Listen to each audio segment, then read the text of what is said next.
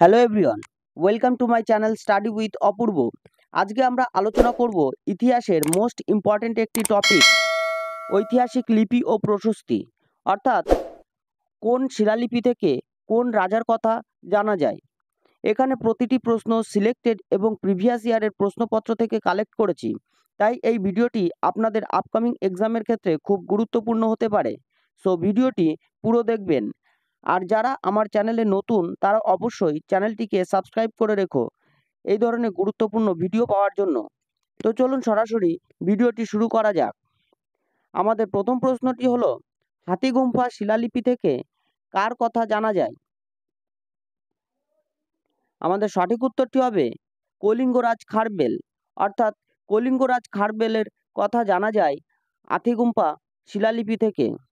আমাদের পরবর্তী প্রশ্নটি হলো, নানাঘাট শিলালিপি থেকে কার কথা জানা যায়?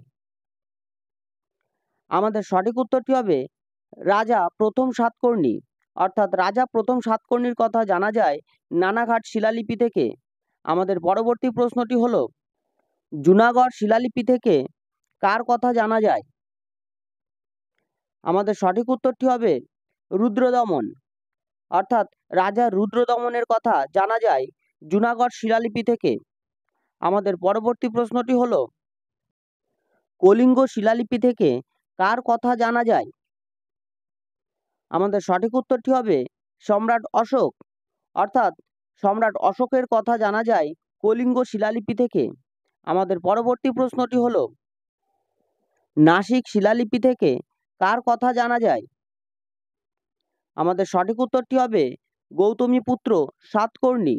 অর্থাৎ সম্রাট সাতকর্ণীর সম্পর্কে জানা যায় নাসিক শিলালিপি থেকে।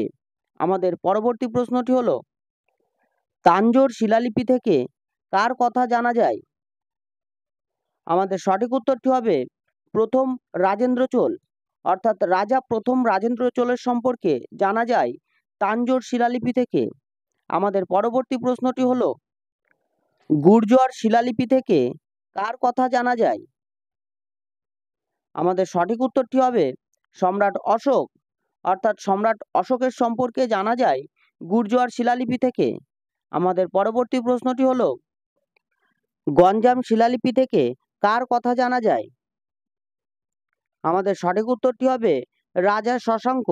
অর্থাৎ রাজা শশাঙ্কের সম্পর্কে জানা যায় গঞ্জাম শিলালিপি থেকে।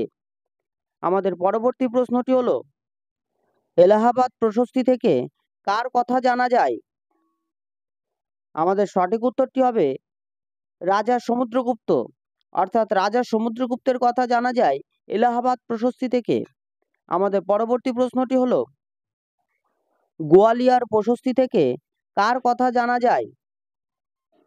আমাদের সঠিক উত্তরটি হবে রাজা ভোজ।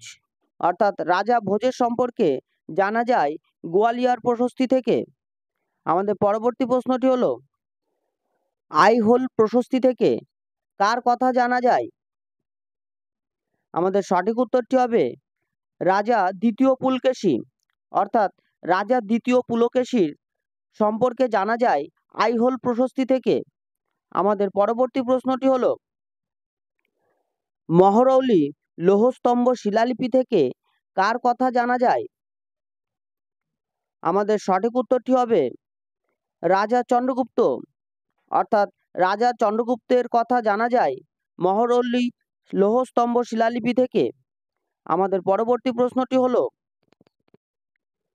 সম্পদ শিলালিপি থেকে কার কথা জানা যায়? আমাদের সঠিক উত্তরটি হবে রাজা কনিষ্ক। অর্থাৎ রাজা কনিষ্কের সম্পর্কে জানা যায় সম্পদ শিলালিপি থেকে। তো বন্ধুরা, এটিই ছিল ঐতিহাসিক লিপি ও প্রশস্তির ওপর একটি কমপ্লিট ভিডিও।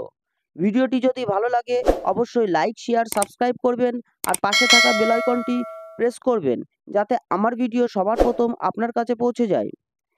আর যদি কোনো ডাউট থাকে তবে কমেন্ট বক্সে অবশ্যই কমেন্ট করবেন।